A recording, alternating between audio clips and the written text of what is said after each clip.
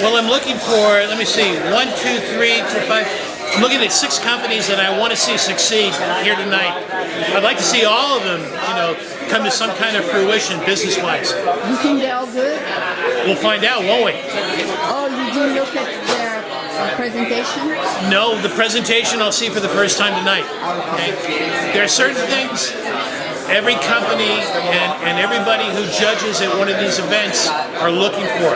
There are certain things that I want to hear from a judging standpoint, an investment standpoint, from each one of these companies. Okay? Now, the easy way to find that out is for every one of these companies to contact me before the event and ask, what's interesting? What are you looking for? But I'm always amazed at the number of companies that never bother to ask. So what are you looking for? I'm always looking for a solid business idea, execution-wise. I'm looking at a go-to-market. What is their go-to-market plan? I want to know how they're going to drive revenue, and I want to know how they're going to commoditize their offering. That's what I'm looking for. So they need to have a certain level of education to do all these things. Not necessarily, but they sure have to know how to acquire paying customers, and once they have paying customers, how do they keep them? Okay, that's very, very, very important, because seed rounds of funding go like that. They burn through that money very, very fast, and you have to be able to acquire paying clients during that time that you're setting up your business and everything. Did you ever invest in something that was successful? Oh yeah. Which one? Well, considering that about 100% of the companies I work with, I sign non-disclosure agreements with. I can't say them by name, but I will say this.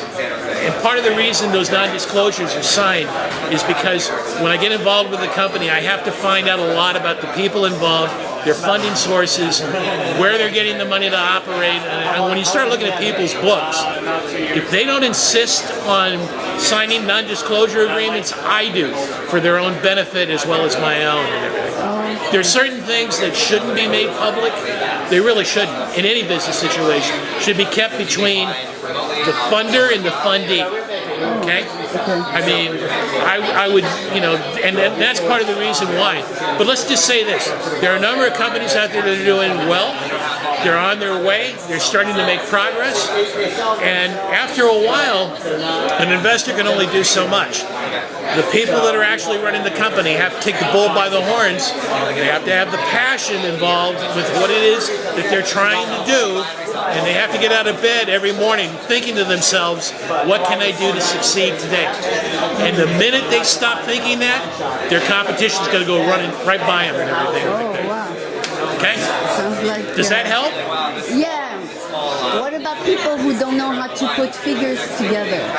Okay, then you have individuals that can help them and everything along the way.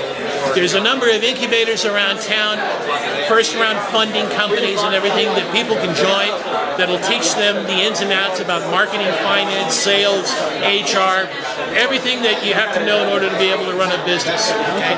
So everybody has core strengths in a company. It's not just about IT and technology. It's about your finance department, it's about your sales department, it's about your marketing department, it's about your management team. It's about a lot of things that kind of fall under this umbrella of what a business is. And they all got to be working in together. But after they get the money. I'm sorry? After they get the money. That's part of it. Yeah, you got it. Does make the world go around. Yeah. Okay. Even, and that's as true in the nonprofit world as it is the for-profit world. Nonprofits have to make it through fundraisers and grants, but a nonprofit that doesn't make money is not going to be around for very long.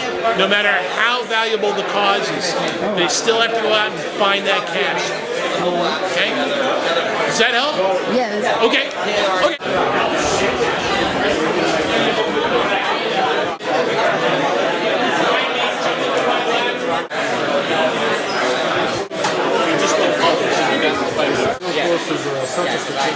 And a good guy.